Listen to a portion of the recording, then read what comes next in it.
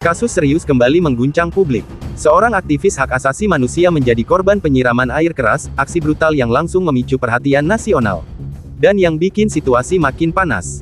4 terduga pelaku justru berasal dari internal militer. Apa yang sebenarnya terjadi? Siapa mereka? Dan, apa motif di balik serangan ini? Korban dalam kasus ini adalah Andri Yunus, seorang aktivis dari Kontras. Kontras dikenal sebagai organisasi yang aktif mengawal isu pelanggaran HAM di Indonesia. Serangan penyiraman air keras bukan sekadar tindakan kriminal biasa. Ini adalah bentuk kekerasan serius yang sering dikaitkan dengan intimidasi. Dan kali ini, korbannya adalah seorang pejuang HAM. Komandan Pusat Polisi Militer TNI, Yusri Nuryanto, akhirnya buka suara. Dalam keterangannya, ia memastikan bahwa 4 orang telah diamankan sebagai terduga pelaku. Mereka bukan warga sipil, mereka adalah prajurit aktif TNI. Langkah ini menunjukkan bahwa proses hukum langsung berjalan cepat, dan TNI mengambil posisi tegas untuk mengusut kasus ini. 4 terduga pelaku yang diamankan memiliki latar belakang militer aktif.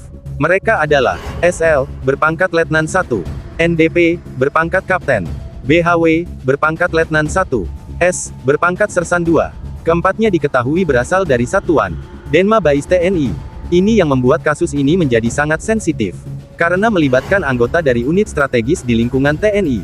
Menurut Danpuspom TNI, keempat terduga pelaku telah diserahkan ke penyidik. Namun, prosesnya belum selesai. Saat ini, penyidik masih terus mendalami kronologi lengkap kejadian, peran masing-masing pelaku, dan yang paling krusial, motif di balik aksi ini. Karena hingga saat ini, motif masih menjadi teka-teki besar. Kenapa seorang aktivis HAM bisa menjadi target? Ada beberapa kemungkinan yang sedang ditelusuri. Apakah ini terkait aktivitas advokasi korban? Apakah ada konflik pribadi? Atau ada motif yang lebih kompleks? Penyidik tidak ingin berspekulasi. Semua harus berdasarkan bukti. Dan inilah yang membuat publik terus menunggu perkembangan terbaru. Kasus ini langsung memicu reaksi luas dari masyarakat. Banyak pihak menyoroti pentingnya transparansi proses hukum, perlindungan terhadap aktivis, dan akuntabilitas institusi negara. Karena jika kasus seperti ini tidak ditangani dengan serius, kepercayaan publik bisa ikut terdampak.